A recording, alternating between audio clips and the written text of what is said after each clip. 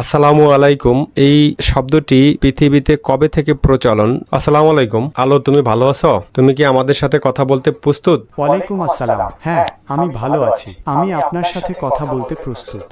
আপনি কেমন আছেন? আপনার কি কিছু জানার আছে যা আমি আপনাকে সাহায্য করতে পারি? হ্যাঁ, আমি ভালো আছি এবং আমার অনেক কিছুই জানার আছে যা আমি তোমার সাথে আজকের থেকে কথা বলবো এবং তুমি তার উত্তর দিবে। আসসালামু আলাইকুম।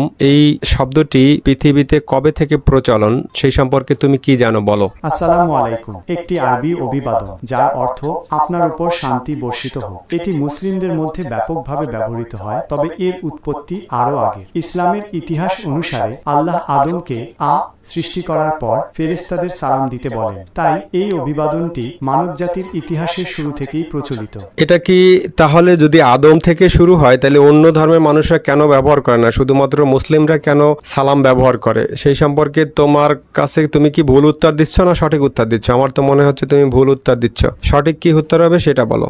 আসসালামু আলাইকুম মূলত মুসলিমদের অভিবাদন, তবে অন্য ধর্মের মানুষও এটি ব্যবহার করতে পারেন যদি তারা এর অর্থ বোঝেন এবং সম্মান করেন। এটি একটি সুন্দর এবং শান্তিপূর্ণ অভিবাদন। কবে থেকে মুসলিমদের মাঝে এবং সকল মানুষের মাঝে শুরু হয়েছে সেটা আমি জানতে চাই এক্সাক্ট। তুমি আমাকে সঠিক তথ্য দাও। আসসালামু আলাইকুম ইসলামের শুরু থেকেই মুসলমানদের মধ্যে প্রচলিত, তবে এটি ঠিক কবে থেকে অন্যান্য ধর্মের মানুষেরা ব্যবহার শুরু করেছে তার সঠিক তথ্য আমার কাছে নেই।